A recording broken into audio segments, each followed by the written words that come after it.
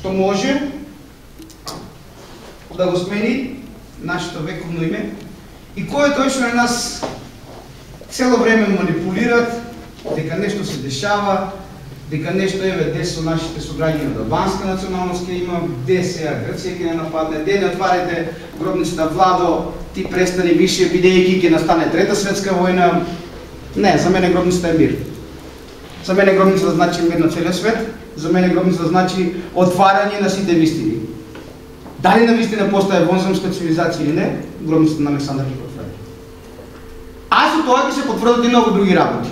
Значи јас немам против никого ништо, ниту сакам некого да енергетски уништувам или на било каков начин, ниту па сакам мене некој да ме уништува енергетски.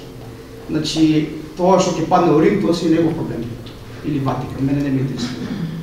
А со нив што ќе паднат во пакет многу нивни послушковци, па ич не ме интересира кој ќе паднат со Ватикан и со Рим и со Лондон. Бидејќи вистината ќе се потврди.